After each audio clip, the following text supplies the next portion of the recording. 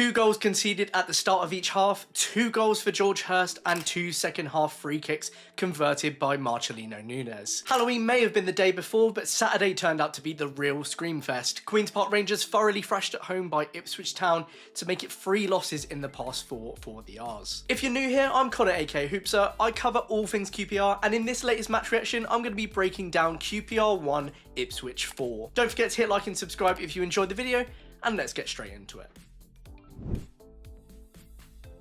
As seems to be becoming a bit of a habit for the head coach, Julian Stephan made 4 changes to last weekend's losing side. Liam Morrison returned for his first start since Millwall after spending the past 2 games on the bench, but it was Escudina that was the biggest surprise in the backline, the 19-year-old Brazilian taking the place of Reece Norrington-Davies for his first start since Bristol City away. Isaac Hayden meanwhile replaced Jonathan Varane in central midfield, while Elias Chair came into the side in place of Koki Saito for his first start since the 16th of August. Now, I spoke a lot in the preview of this match about my fears of Jadon Philogene causing Jimmy Dunn problems on the right-hand side, but it turned out it was the opposite flank I should have been more worried about, and that became abundantly clear within just 67 seconds. Before you'd barely even had a chance to register the game had started, Sindre Ageli had dropped the shoulder past Escudina, crossed into the box, and George Hurst had risen high above Morrison to nod past Paul Nardi for 1-0. Let's bear in mind here that Hurst hadn't scored for 5 games before arriving at Loftus Road, and 67 seconds is all it took for him to get that off his back. Anyway, let's go nice and early on this one. Why on earth did Stefan think it was a good idea to start Escudina against 17.5 million championship record signing Ageli? If it's because Norrington-Davies isn't fit enough, then he shouldn't have been on the bench. I just think that's an absolutely ludicrous decision from the head coach to make, given Escudina's barely been able to even get a look in since Norrington-Davies arrived. And I mean this with no disrespect to Escudina, but it put us on an uneven playing field the second he was named on the team sheet. I mean, 2 games ago he couldn't even get in the side in his own position with Sam Field given the nod at left back ahead of him,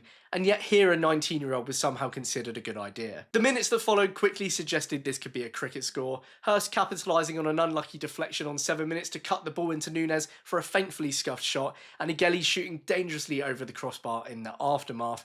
But QPR, to their credit, did find their way back into the game on 20 minutes. This one started with Isaac Hayden spraying the ball across the pitch to Chair on the left, the Moroccan carrying the ball up the pitch, cutting inside and shooting as he so often does, and forcing a spilled save from Christian Walton that Romain Barrel pounced upon to tap in for his 4th of the season. It was a goal that revealed that this was a game of 2 teams both with leaky defences and both with a suspect keeper. The question from here was who was going to capitalise on those weaknesses next, and the answer, despite a good response and both teams going blow for blow until half-time, was unsurprisingly not QPR. Harvey Vale, looking decidedly lightweight in his last few starts, shot wide on 27 minutes. Dara O'Shea rounded off a Darnell Furlong long throw extravaganza and cartoonish run around in the Rangers box 7 minutes later by heading over the crossbar. Philogene, hell-bent on only scoring worldies this season, then volleyed high into the loft from the resulting corner. Richard Kone robbed a labouring O'Shea and charged a goal 2 minutes later, and Escudina, as is customary once a game apparently, aimed for the crown and sceptre from 35 yards out. The point is here, for all of Ipswich's quality, QPR found themselves competing after that early setback. All they needed from that point was to not do something as stupid as conceding in the 2nd minute of the half,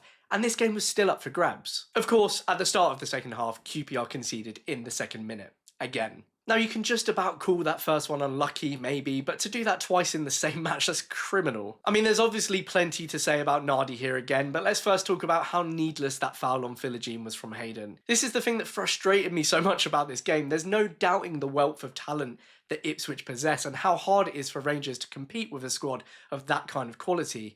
But when you make mistakes as simple as these, you'll lose a game to anyone. But Nardi, I mean, I'm lost for words here. Sitting at the opposite end in the loft, I've never seen a more obvious free kick goal. He spent the whole time directing the ball from his right post, only for Nunes to wrap it past his near left. It's a lovely hit, don't get me wrong, but that's no surprise from Nunes. I mean, this guy was leagues ahead of anyone else on the pitch, and we didn't get within 10 yards of him all afternoon. And to be honest, there was very little response from Rangers this time. The mood of the game completely changed, and when Escudina came inexplicably bounding out from the back over the halfway line on 57 minutes for seemingly no reason at all, that third Ipswich goal became a matter of when, not if.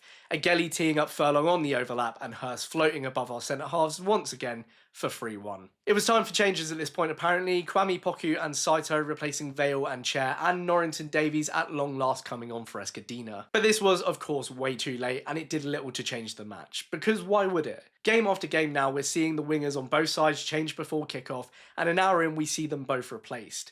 It doesn't change our formation, it doesn't change the tempo of the game, and it doesn't change our game plan. We're basically relying on moments of individual brilliance, and if they don't come, it doesn't change anything. I mean, at the moment, I don't really understand what Stefan wants our wingers to do. In fact, we're not really even playing with wingers because they tuck inside so often. We have next to no width when we really need it. For some reason, that pace and width from our good spell this season has been removed, and it's glaringly obvious that we're going to need it back if we're going to start posing any kind of consistent threat to teams. On 64 minutes came the nail in the coffin. I'll spare you the whole don't make the same mistake twice spiel here again, but Nardi conceding from another Nunes free kick from almost the identical position, this time at the opposite post, you just can't write it. Sure, it takes a deflection, but just go back and look at the wall that we put in place for this one. Loftus Road soon started to empty out, and can you blame them? I mean, we've seen just 2 wins in 12 at Loftus Road since Valentine's Day, and that's without getting into what we've put up with in the seasons before that. The rest of the game was purely a training drill. Ipswich were purring at this point, QPR couldn't get on the ball, and Nicholas Madsen's skied free kick on 81 minutes was as bad enough as conceding another goal, so as to spur on a whole new phase of departing home fans.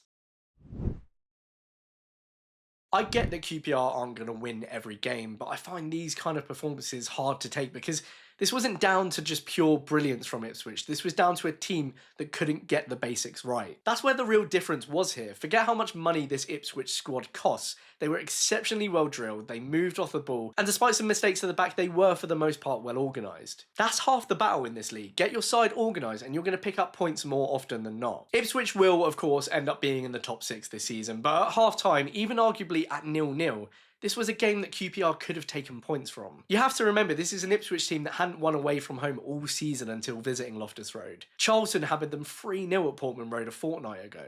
So this of course comes back to Stefan. Escudina being thrown in gave me flashbacks of Haverton Santos against Borough, and in both cases that's not the player's fault, that's the manager for not doing his homework. To be honest, I think Stefan is making way too many changes. He needs to find a team that works, he needs to stop forcing 2 strikers into the lineup, and he probably needs to pad out that midfield. The Cook-Morrison centre-back partnership is not working either. I'm not going to dig out Cook too much here given his lack of protection on the left, but he's started in all 5 league losses this season and that is not a coincidence. As for the Nardi dilemma, well, this is a problem that's only going to get worse. Stefan's going to have to tighten up this defence as best as he can until January, because with the rate that Nardi's making mistakes, I just struggle to see us being too consistent with plenty more free game weeks to come. Anyway, these are just my thoughts. What did you think about this game? Let me know in the comments below. I'd love to hear from you. Thank you so much as ever for tuning in for this match reaction. If you're new to the channel and you've enjoyed this match reaction, please consider hitting like and subscribe. And if you'd like to check out some extras from me as well, you can also check out my Patreon down in the description and comments below. Thank you very much again, and I hope to see you next time. Cheers.